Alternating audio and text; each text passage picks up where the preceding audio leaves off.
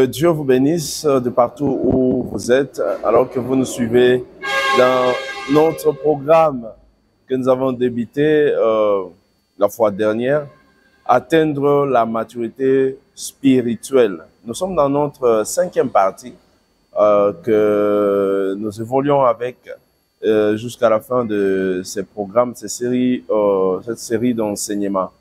Alors, je m'aimerais à ce que chacun puisse prêter attention à ce que nous allons dire en quelques minutes. Et je sais que ce sera une bénédiction pour chacun de vous. Nous étions en train de parler sur l'importance de la croissance spirituelle en tant qu'enfant de Dieu, alors que notre salut ne se résume pas seulement à la nouvelle naissance, mais aussi au développement et à la croissance jusqu'à la maturité spirituelle.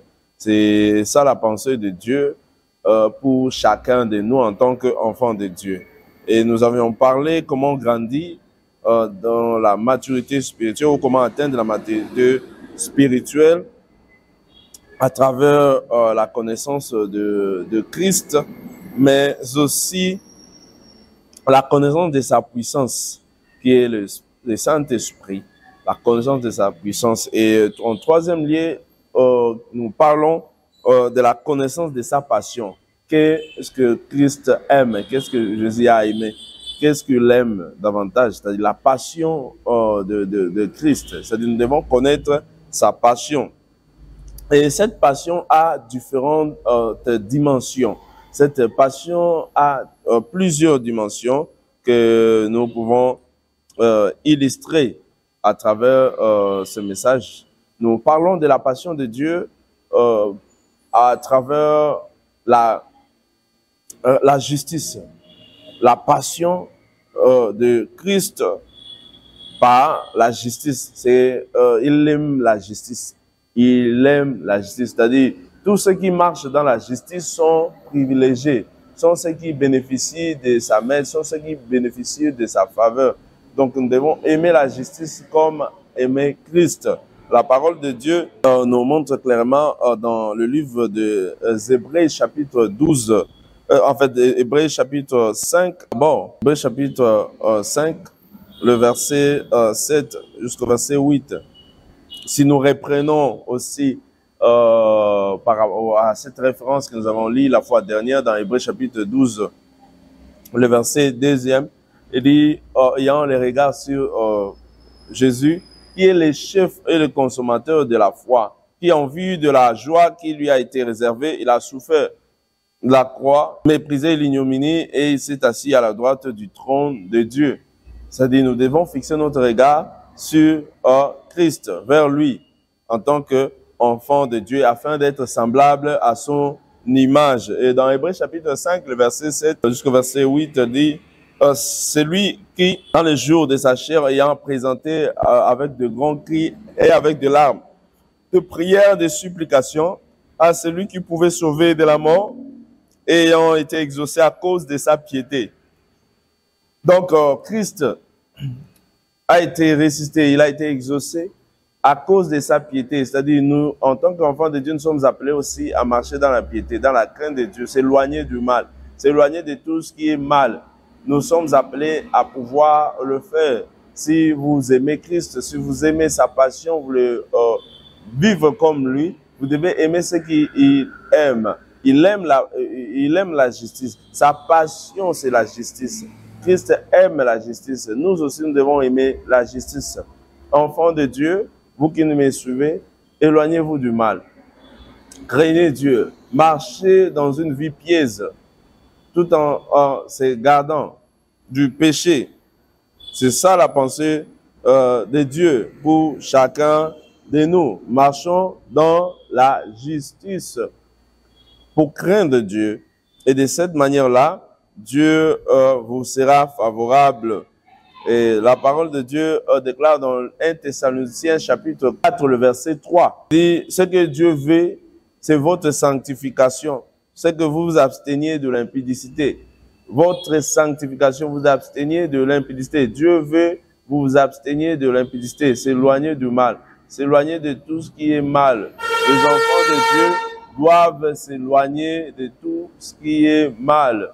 Telle est la pensée de Dieu pour chacun de nous. Nous devons prendre cela en compte.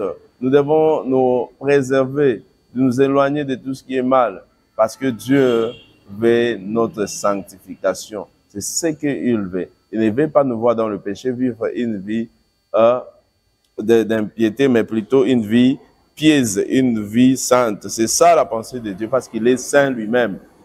Deuxièmement, quelle est la passion de Christ? En deuxième lieu, sa passion, c'est de voir secourir les âmes perdues.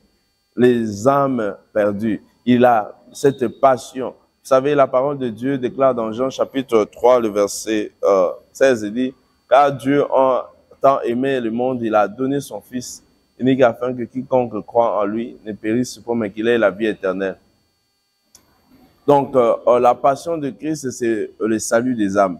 C'est le salut des âmes. Il veut à ce que les âmes soient sauvées. Donc, vous et moi, nous sommes appelés aussi à participer dans cette passion-là, manifester cette passion-là en tant qu'enfant de Dieu. Parce qu'il est venu sur la terre pour ça. C'était ça sa mission. La parole de Dieu déclare dans Matthieu chapitre 1, le verset 21. Matthieu chapitre 1, le verset 21 dit, « Elle enfantera un fils et tu lui donneras le nom de Jésus. C'est lui qui sauvera son peuple de ses péchés. » Il sauvera son peuple de ses péchés. C'est-à-dire que Jésus est venu pour sauver le peuple de ses péchés. C'est-à-dire la passion de Christ, c'est le salut des âmes, voir les âmes sauvées, être préservées, les éloigner du péché, de les éloigner de l'iniquité pour leur donner la vie éternelle, pour leur donner une vie que nous avons besoin, nous tous en tant qu'enfants de Dieu. Il a fait de nous des ambassadeurs pour Christ, pour annoncer la bonne nouvelle, afin que nous puissions sauver plusieurs.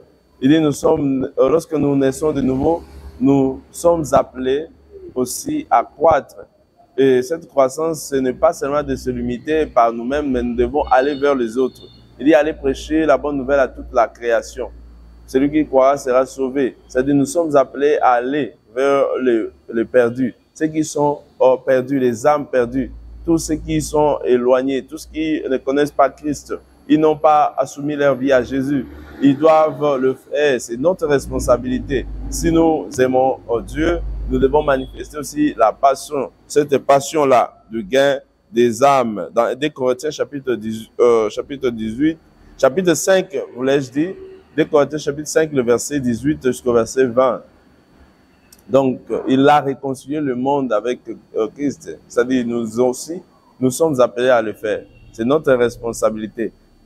Jésus, dans sa chair, il a posé la question à Pierre, m'aimes-tu plus que ne m'aime ceci? Il dit, si tu m'aimes, paie mes brebis. Si tu m'aimes, paie mes agneaux. C'est-à-dire, il a demandé, c'est cette passion-là, c'est-à-dire cette épreuve d'amour que nous pouvons avoir, nous pouvons manifester, c'est de gagner les âmes, de chercher les âmes perdues de partout où ils sont, afin de les amener dans le royaume. Il dit, j'ai encore d'autres âmes, d'autres brebis qui sont dans d'autres batailles, ils sont éloignés, que je dois les amener, afin qu'il y ait un seul troupeau, un seul berger. C'est-à-dire, nous avons la responsabilité de le faire en tant qu'enfants de Dieu. Et lorsque nous le faisons, nous verrons Dieu se manifester puissamment aussi dans notre vie. Jean chapitre 21, le verset 15 jusqu'au verset 17. Il dit, Pierre, même fils de Jonas, même tu, puisque n'aime ceci, il dit, je t'aime. Il dit, paie mes agneaux, paie mes brebis. Alléluia. En troisième lieu, la passion, dans cette dimension de la passion de Christ, c'est aussi pour la passion pour son Église, mais aussi pour son peuple. C'est-à-dire, en tant qu'enfant de Dieu, nous devons manifester cette passion d'aimer l'Église. Gloire au Seigneur, à la nouvelle technologie. Nous pouvons suivre les enseignements sur YouTube, sur Facebook, sur les plateformes numériques, comme nous pouvons dire. Mais la pensée de Dieu, par excellence, c'est d'abord sa maison. Sa maison. Nous sommes la maison de Dieu, mais il y a un endroit, une situation géographique, un endroit où Dieu a placé les croyants. C'est là où nous serons édifiés, c'est là où nous devons être, là où il se manifeste. là où il se manifeste. C'est comme le piscine de Bethesda, c'est un endroit, c'est un environnement où Dieu descend, il se manifeste. Il a donné à son peuple l'Église. Nous sommes appelés à aimer son Église en tant que croyants. La parole de Dieu déclare, dit, n'abandonnez pas vos assemblées comme le font quelques-uns. N'abandonnez pas. C'est-à-dire, dans l'assemblée des saints, il y a le myriade des anges. C'est là où Dieu se manifeste puissamment. Gloire au Seigneur. Il se manifeste dans ces environnements. Oui, c'est parce qu'il a choisi, il a aimé sa maison. Il dit, il aime sa maison. Voilà pourquoi David dit, lorsque on me dit d'aller dans la maison de Dieu, il est dans la joie. C'est-à-dire, la maison de Dieu doit faire notre joie. Nous devons aimer. Lorsque Christ était dans sa chair, il a dit, vous faites maintenant de cette maison une caverne de voleurs. C'est-à-dire, il a dit, ma maison sera appelée la maison de prière. C'est-à-dire, il y a quelque chose d'intéressant là-dessus. Il a châtié les gens, il a renvoyé les gens. Pourquoi? Parce que ils ont transformé sa maison en un endroit de commerce.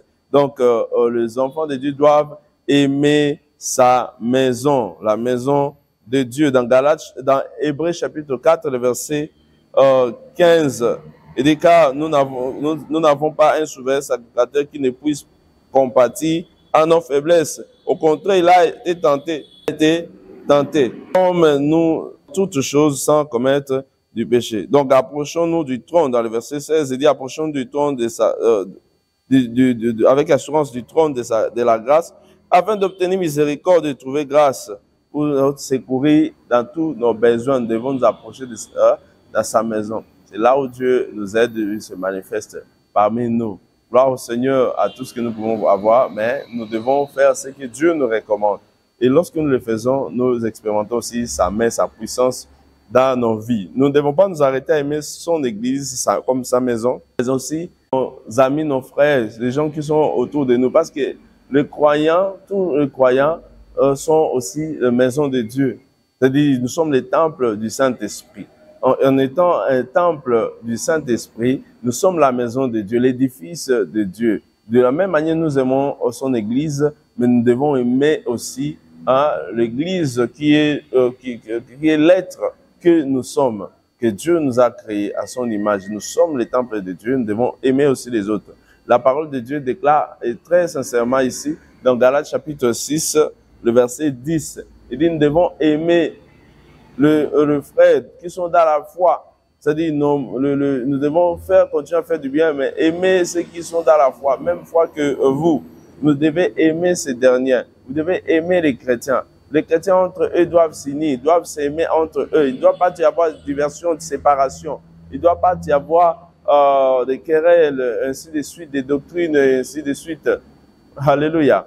C'est ce que Dieu nous recommande à pouvoir faire. Nous aimons son Église, nous aimons aussi nos semblables, nous aimons ces derniers et Dieu nous sera favorable. Ma prière est que Dieu accomplisse de grandes choses dans votre vie au nom puissant de Jésus. Je prie que la grâce de Dieu se manifeste puissamment dans ta vie alors que tu me suis en l'instant. Au nom puissant de Jésus, que la passion de Christ continue à naître dans ton cœur, que la passion, les ailes pour sa maison, les ailes pour son royaume, pour les âmes, continue à se manifester dans ta vie au nom puissant de Jésus. Que le feu du réveil soit enflammé dans ton cœur, que le feu du réveil renaît encore dans ta vie. Maintenant, au nom puissant de Jésus, je prie pour ta santé, je prie pour tes affaires, je prie pour tes entreprises, tout ce que tu fais, tout ce que tu entreprends, tes projets, que la main de Dieu soit sur toi, qu'il continue à t'élever, qu'il continue à réaliser des grandes choses dans ta vie, qu'il continue à parfaire ce qu'il a commencé avec toi et tout autour de toi, que les grandes choses se manifestent, les bonnes nouvelles te soient accordées, que le Seigneur aplanit les montagnes qui sont devant toi, qu'il ouvre les portes d'opportunités qui sont fermées en face de toi, qu'il continue à réaliser de grandes choses au nom puissant de Jésus. Que la main de Dieu soit sur toi, la faveur de Dieu soit sur toi. que Dieu te donne selon le désir de ton cœur, la fécondité, mariage, de bonnes relations, les bonnes personnes autour de toi, au nom puissant de Jésus. Que Dieu le fasse pour vous. Maintenant, au nom de Jésus, Amen. Alors, Seigneur, votre humble serviteur, le pasteur Vice Ikolonga, vous m'avez suivi dans ce programme. Je sais que la main de Dieu continuera à être sur vous. Peut-être tu m'as suivi, mais tu n'es pas encore né de nouveau. Tu dois soumettre ta vie à Jésus. Tu dois arrêter avec la vie du péché pour commencer une nouvelle marche avec le Seigneur. Pourquoi tu te conduis mal? Tu continues à souffrir, tu continues à marcher selon la voie de ton cœur. Cependant, Jésus a besoin de toi. Tu peux faire cette prière avec moi, là où tu es, de ton cœur, avec toute sincérité. Seigneur Jésus, viens devant toi, donne-moi mes péchés. Je reconnais que je suis un pécheur. Je ne te connaissais pas. En ce moment, je crois et je confesse ma bouche que tu es mon Seigneur, mon Sauveur. Merci pour m'avoir sauvé. Écris mon nom dans le livre de la vie et qu'au dernier jour, je ne manque pas une rencontre avec toi, Seigneur. Laisse que ton esprit me conduise dans la voie de la vérité. Au nom de Jésus. Amen. Amen. Que Dieu soit favorable au nom de Jésus. Amen.